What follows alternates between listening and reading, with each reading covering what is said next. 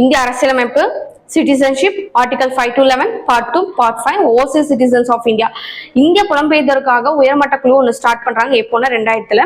யாரும் அமைக்கப்பட்டதுன்னு பாத்தீங்கன்னா GOI 2000 அமைக்கப்பட்டது. இதோட ஹெட் யாருன்னு பாத்தீங்க அப்படின்னா LM சிங்வி ஜோஷி தான் இதோட ஹெட்.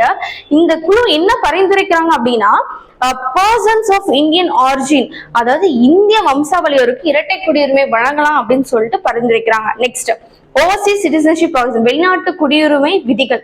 ஏன்னா இந்திய அட்டை வைத்திருப்பவரின் வெளிநாட்டு குடியுரிமைகளை பதிவு, OCA அட்டை வைத்திருப்பவரை துரத்தல், கடல் மட்டை வைத்திருப்பவருக்கு உரிமைகளை வழங்குதல், வைத்திருப்பவரின் பதிவை ரத்து செய்தல். பிரவாசி பாரதிய திவாஸ் PBD 2003 SM சிங்வி ஜோஷி இவங்க தான் வந்து என்ன சொன்னோம், ஓசி சிட்டிசன்ஸோட ஹெட் யாரு, LM ஜோஷி. இவங்க தான் என்ன பண்றாங்க அப்படின்னா ஒரு இது ஸ்டார்ட் பண்றாங்க, ஒரு கமிட்டி இது பண்றாங்க, பிரவாசி பாரதிய திவாஸ் அப்படிங்கிற ஒரு இது பண்றாங்க, ஆர்கனைஸ் பண்றாங்க. எப்போ ஆர்கனைஸ் பண்றாங்க அப்படின்னா 2003 ஜனவரி 9 இதை வந்து ஆர்கனைஸ் பண்ணி நடத்துறாங்க.